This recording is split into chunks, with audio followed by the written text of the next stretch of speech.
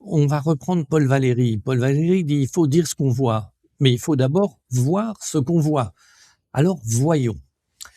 Nous avons une gauche qui a plus de 60% du Parlement. Nous sommes en 1984. L'alternance s'est faite, François Mitterrand a été élu, il a eu une majorité parlementaire de pratiquement des 2/3, donc c'est extraordinaire, il peut faire ce qu'il veut. Et la France n'a pratiquement pas de dette, donc il n'est pas embarrassé de ce côté-là. Et soudain, il annonce que on va changer la perspective, changer la vie, perspective sur laquelle il s'est fait élire, et de répondre aux attentes des travailleurs, qui était un peu le thème de la gauche des années 70, qui gagne en 81. Ça, on va changer la vie, ça, c'est mis de côté, et on le remplace par on va construire l'Europe. C'est-à-dire, on va passer de répondre aux besoins des travailleurs à répondre aux exigences de Bruxelles. Et c'est dit comme ça. C'est dit comme ça. On passe de changer la vie à construire l'Europe.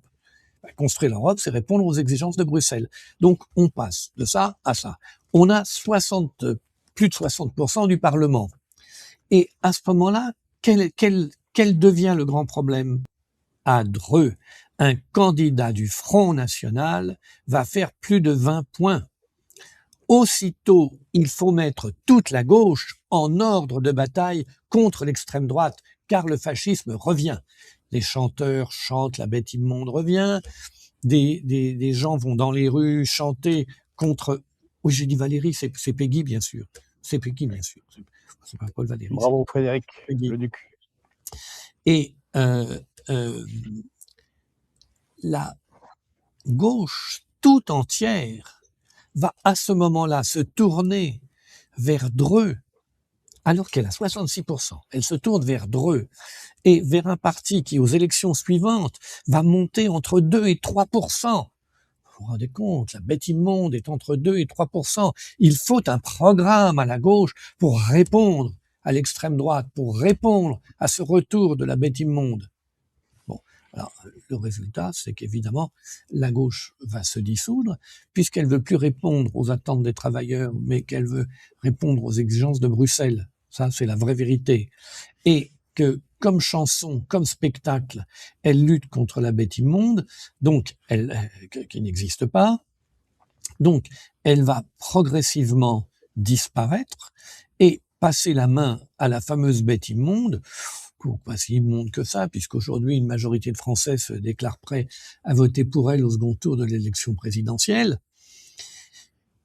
Et voilà. Et alors, aujourd'hui, vous avez quelques idiots, parce que vous savez, la folie, qu'est-ce que c'est? C'est faire,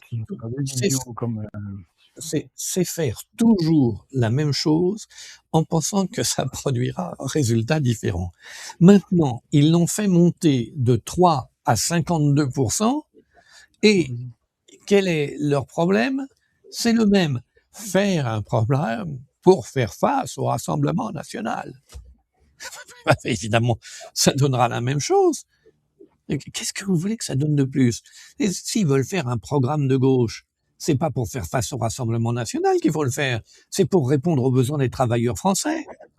Le fascisme, ça a duré des années 20 à 1943 en Italie. Le nazisme, c'est 33-45 en Allemagne. Là, ça fait 42 ans qu'on est dans l'antichambre du nazisme. Le médecin tarde à nous recevoir.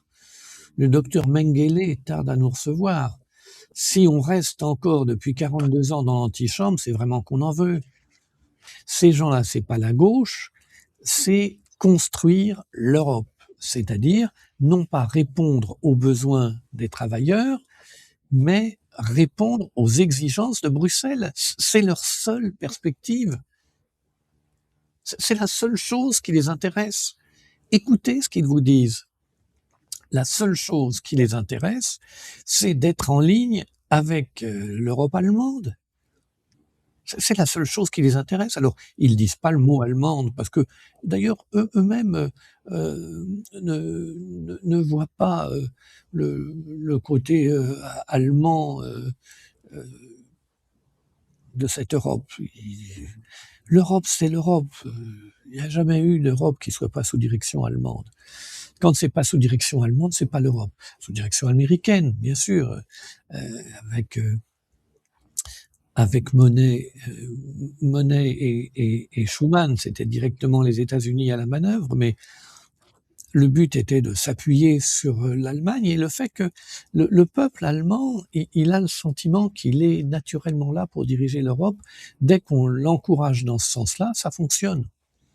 Regardez Merz, qu'est-ce qu'il dit? Il dit: «La seule façon de construire l'Europe, c'est de la construire sous direction allemande», et regardez, de la même façon que Pierre Laval était convaincu de cela en 1943, heu, Emmanuel Macron vous dit sa conviction, dans des termes un peu différents de Pierre Laval, mais enfin Pierre Laval disait: «Une Europe dans laquelle la France prendra toute la place, à laquelle, elle a droit et dans l'honneur et dans le respect de ce qu'elle est». Est-ce qu'Emmanuel Macron vous dirait autre chose? C'est l'Europe allemande, alors elle est maintenant germano-américaine. Bon, évidemment, les Allemands de 43 n'étaient pas favorables aux États-Unis, mais je vous rappelle cependant qu'en 1933, ce sont les États-Unis qui ont entièrement financé l'accession au pouvoir d'Hitler. C'était pas un produit, de de la finance allemande, parce que la finance allemande, elle avait été lessivée dans la séquence précédente avec l'hyperinflation. Et si les grandes familles allemandes étaient très favorables à Hitler, elles n'avaient pas l'argent liquide pour financer toutes ces opérations.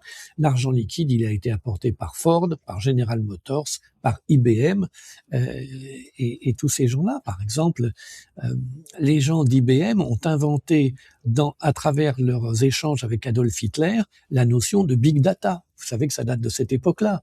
Le big data, avec l'idée qu'on va rassembler toute une série d'éléments de connaissances de la population, de la société, et rassembler tout cela, c'est conçu entre les dirigeants d'IBM et Hitler dans les années 30.